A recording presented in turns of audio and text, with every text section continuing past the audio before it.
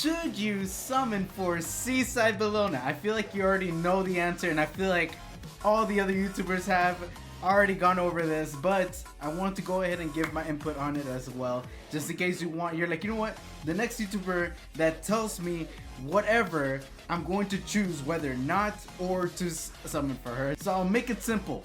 Yes.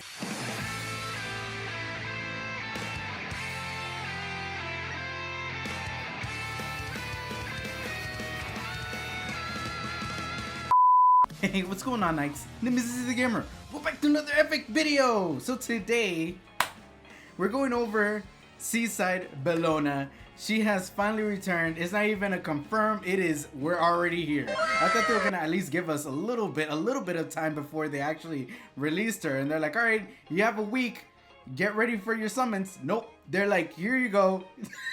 All in. Should you summon for her or should you not? I actually have a few notes here, just so I can be completely clear. But like I said, the TLDR of it is yes, you should summon for her. Okay, I'm going to say this a lot, especially I think in my past few months or so. Like randomly, chunks of videos, I randomly just say, if you don't have a certain unit, you're like, man, I really want her. And somebody in the crowd is saying, oh, well, this one is about to come out. This new hero is about to come out. You should save for her. Don't, or him. Don't summon for this one.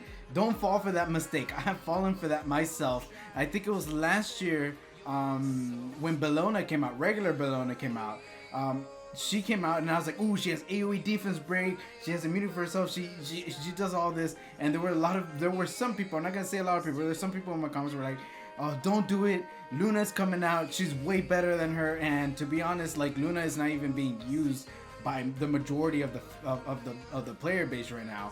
So because of that, I didn't summon for Bellona, and it took me a full year for me to actually get Bellona again. And I got really lucky with getting her in a I think it was a 4 to 5 star ticket. So simply put it, if you do not have her, summon her. Summon for her. Even her artifact is really good. So let's go get into the points. Why you should summon for her. Okay, so I mean, if you look at the meta right now, right? If you go like let's go into arena right now, right? This is not like I did not refresh until oh, huh? Wait, what? It is Thursday. I haven't done any arena, and I failed quite a lot, haven't I? Okay, I need to get my ranking back up. But if you look here, right?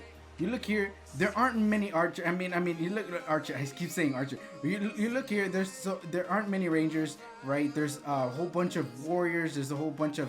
I mean, the ones that I really use most is thieves, mages, and soul weavers. I feel like those are the top three. Also, these guys. But the top three usually see mages, soul weavers, and thieves, mostly thieves. So if you look at it this way, right? As a ranger, I keep saying archer. I'm sorry. I don't know why. I see the little bow and I think archer, ranger. When you think of rangers, you think of her because she just shines so well. She's changed the meta. She's, in fact, right now, and I'm going to talk about this more later, she's in the meta with a few other units right now. And her by herself, she was a meta by herself.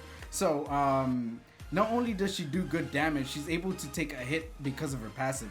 If you look at her passive right here, she shares 30% of the damage suffered by the caster with the foremost ally. What does that mean? That means that the person that is in the front line. So her, not only can you build her as an attacker, you can build her as an HP tank and still do good either way. Because if you put her as an attacker, it will be kind of hard to kill her just because of that passive, and then the artifact that came out, the Proof of Valor, it makes her so much harder to kill. You have that and her passive, and you just build her for pure attack, and her counter will do a lot of damage. So just looking at that is insane already in itself.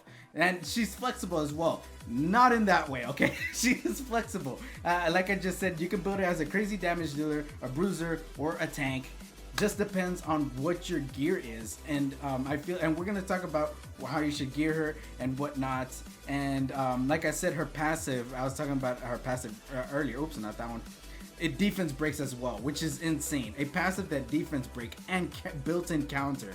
Of course, not 100% chance. It is a 50% chance. But if she's on defense, if you don't read this very well, in the very small text, it says on defense, it decreases defense by 100%. So I'm just kidding. No, just kidding. It is 50, but it seems like it feels like 100%. Because she's always defense breaking and she's always countering. Hard hitting third skill and not bad debuffs and a first skill target. So not many heroes have a first skill target. Target is kind of really rare.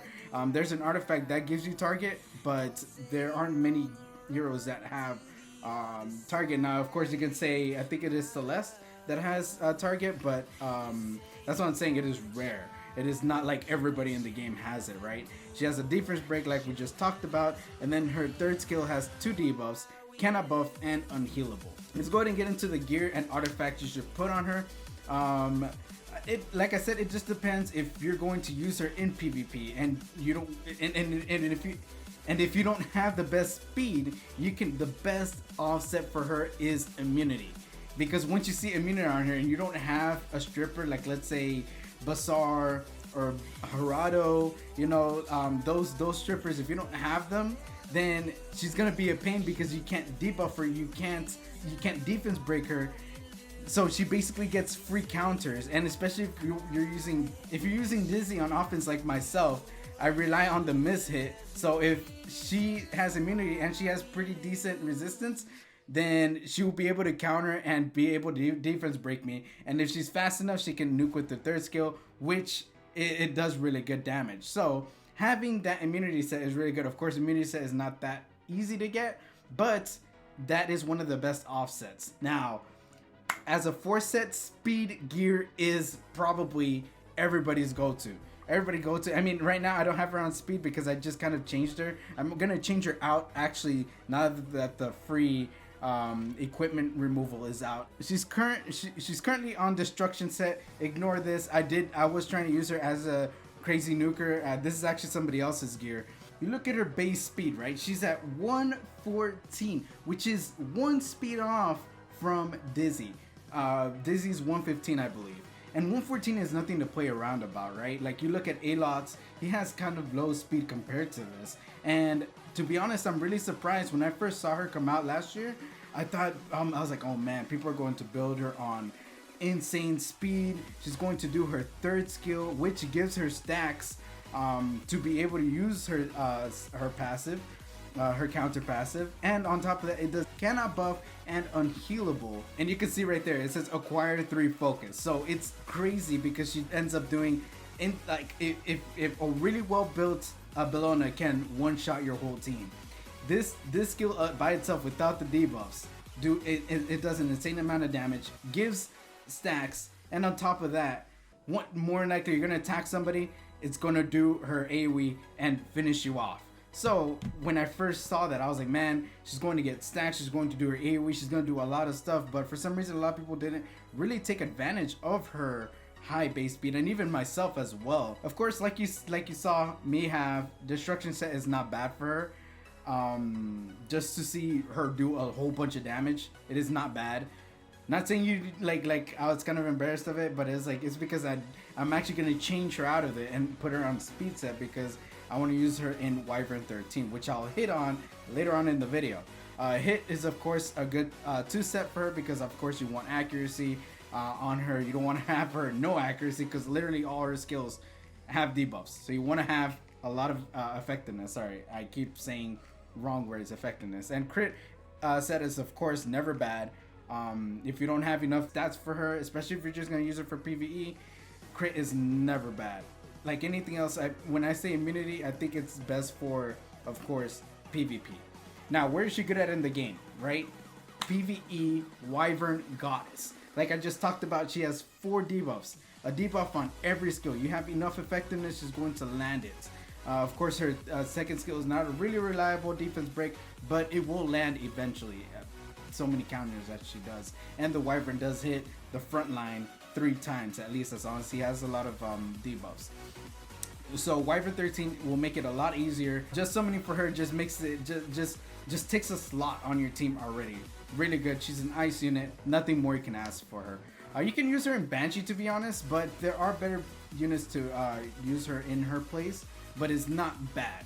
Like, if you're like, oh man, I don't have all these other units, but I have SeaSide Bellona, but somebody said I can't use her there. No, you can use her there. She has AoEs that can deal with the Banshee. Now, I don't know about 12 or 13. I know 11. I haven't done 12 or 13 yet. I haven't accomplished that yet, but I know 11. You can definitely use her there just because she has a whole bunch of AoEs. Especially with when the Banshee ends up splitting, she attacks everybody, and usually when she does that, she will be fully stacked, and she will counter the wave, not her. It will counter the wave, so she will hopefully land some defense breaks, and then you will be able to just nuke on top of that. Labyrinth and Abyss, she's not too bad at, right? But she's, like I said, same thing as Banshee. There are better units for her, but if you don't have better units, try her out. You can go ahead and put stick her in there. Farmer, she's not too bad either. She has AoEs and a built-in counter, so if they end up hitting her, they're gonna end up eventually killing themselves. So that's good. Of course, PvP everywhere. She's really good. You look in arena defense, offense, Guild War defense, offense, RTA. She's good everywhere, literally. The fact, like I said earlier in the video, right now, one of the meta in Guild War in Arena is Crow, or in Guild War is Crow, SeaSide Bellona, Charles, or Fallen Cecilia, Charles, SeaSide Bellona. And in Arena it's the same thing. The only difference is that it's just a +1. That's really it. And I love attacking those because I did a video, actually, if you haven't seen it. That's one of my crazier edited videos that I did, and I actually countered her and Charles with either Fallen Cecilia or Crow, and it's so fun because that team is usually very reliable. I almost forgot artifacts that you can put on her. Her artifact herself, if you get the artifact, that's good. Even if you're like, I can't get SeaSide Bellona, as long as you keep summoning, there's a pity timer. So eventually you will get her if you keep summoning. The artifact does not have a pity. So if you don't get her, like me, I couldn't get her. Artifact does so much for her. Bloodstone is okay. I feel like her Bellona artifact is not too good for her. It's okay. It's not the best, right? But you can still stick that on her. Proof of Valor. That's like the top one you can put on her, I feel like. If you're not in the guild, get in the guild and get this. It helps so much, especially in Wyvern, because of how hard the Wyvern hits. The 4-star artifacts are for Archer. I don't know if I keep saying archers. I apologize. Rangers aren't the best, right? But they can be okay.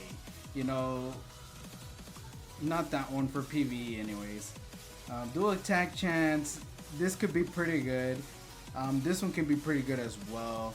But the 4-star, I hope they release better Ranger artifacts, because when you look at like Moonlight Dreamblade, you see that so much everywhere, right? For thieves, which is irritating. You look at Aureus, everybody has that. Tagahells, like everybody has their thing, but it's like 4-star artifacts, you don't see that. You know, Wanderer's Potion Vow, you see that everywhere else. Water's Origin. You know, but it's like the Ranger artifacts, you don't see them too often, so maybe they'll buff that. But anyways, long story short, should you summon for her? If you don't have her, abso-freaking-lutely. Do not miss a chance on her. Do you see that thing that says limited summon? That means you cannot summon for her once she's gone. Once she's gone, she's gone. Like Alpha, I couldn't get her, so now I cannot. I don't know if they're gonna bring her back. They probably won't bring her back. Unfortunately, I lost that chance to get her. So you're looking at these, you're like, oh my gosh, Lilibet, oh my gosh, Celine's so cute, whatever.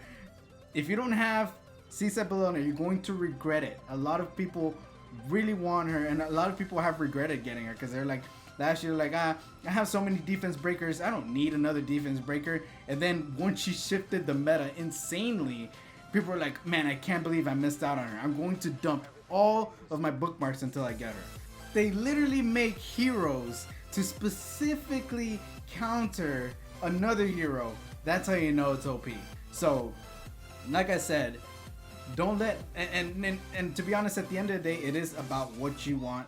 If you don't want to get her, that is up to you as well. That is by all means, you cannot summon for her if you don't want her. You're like, man, that's too cancerous. I do not want to touch that. That is up to you. It really is up to you. It is. If I'm not gonna tell you how to play the game. I'm just letting you know that it is a limited summon. If you don't even want to build her, just summon her and just keep her on the side. You never know if you want to build her again. Like I said, she's really good with Wyvern, which can probably help you progress later in the game. So anyways, thank you very much for watching. I hope you're onto the video. Let me know what y'all think down below. I've heard a lot of people saying that there might be another SeaSide character coming out. Not too sure, but that is all speculation. I'm actually, you're gonna probably see me with the same shirt in different videos, because I'm going to record different videos as we speak, because guess what, Mr. Violet is in rotation, so I really do hope I get him. But yeah, anyways, let me not get off topic. I hope this at least helps some of y'all. I know that I don't have many edited videos. I apologize. I think there's gonna be 4 unedited videos this week, because I did the last video unedited. This one's gonna probably be unedited as well. The next one's gonna be unedited, and the third one I have gonna be ready is gonna be unedited. So I apologize. I know I do so many edits, but I just wanna have ideas, and I just wanna get them done as soon as possible. So anyways, thank you very much for watching. I hope you enjoyed the video. Every like, comment, subscription is appreciated. I'll see you on the next video or stream. Like I said, or I'm sorry, let me know in the comments if I missed something, whether if it was good or bad. I feel like there is like no downside for her. But anyways, thank you very much for watching. I hope you enjoyed the video. Alright, peace.